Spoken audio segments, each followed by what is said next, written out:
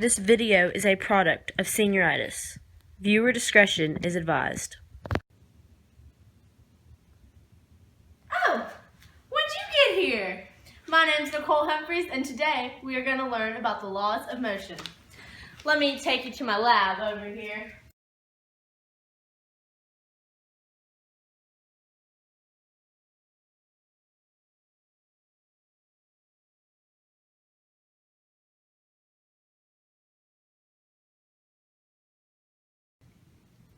Newton's first law is the law of inertia, and it states that an object at rest will stay at rest, and an object in motion will stay in motion unless acted upon by an external force.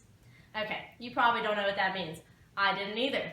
Well, it means that if a ball is on the counter, sitting still, it's not going to move unless acted upon by a different force. It also means that if something's moving, it's going to keep moving unless it's acted upon by a different force, like that. The lunchbox stopped it. That's the external force. Since you can see that a ball at rest will stay at rest unless acted on by an external force, you can see that my hand is the external force that causes the ball to move.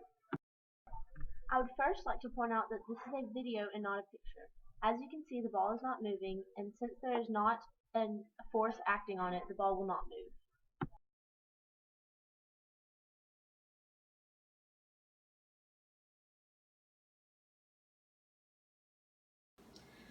Newton's second law states that force equals mass times acceleration. That means that if the acceleration stays the same, but the mass increases, then the force will increase. But if the mass decreases, then the force will decrease. It works the same way for acceleration. If the mass stays the same and the acceleration increases, then the force will increase. But if the acceleration decreases, then the force will decrease. Now, let's solve a problem that involves Newton's second law. It says that a net force of 10 newtons acts on a box which has a mass of 2 kilograms. Now we need to find the acceleration. And remember, force equals mass times acceleration. So how do you think you do it? To solve this equation, you need to do a know and show table, where you will put the information you know on the left and the information you need to know on the right and how to solve it. So on the left, you will put the mass, which is 2 kilograms, and the force, which is 10 newtons. What you don't know is the acceleration, which will be on the show side. As you can see, there's a question mark because we don't know what it is. But acceleration is always in meters per second squared. On the show side, we will use the equation for Newton's second law, which is force equals mass times acceleration. We know that the force is 10 newtons and the mass is 2 kilograms, but we don't know the acceleration. To solve for this, you must divide each side by 2. And once you do this, you find that the acceleration equals 5 meters per second squared. Yay. This next problem is another one to solve Newton's second law. It says that how much horizontal net force is required to accelerate a 1,000 kilogram car at 2 meters per second squared. Again, we are going to set up a know and show table where we put the information we know on the left and the information we need to know in the work on the right.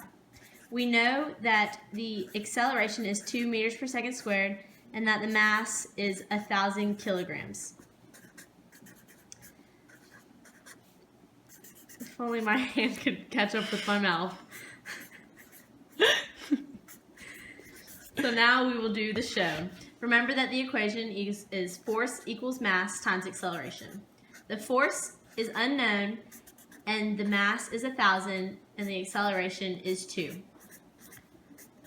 So here is a simple multiplication problem, and 1,000 times 2 equals 2,000. So the net force is 2,000 newtons. Here we are going to put the equation into reality by changing the masses of the ball. So here I'm going to throw the exercise ball against the wall with the same acceleration as I throw the tennis ball. The exercise ball has a greater force because it has a greater mass, and since the acceleration doesn't change, the mass is the only determinant, and since it increases, the force increases.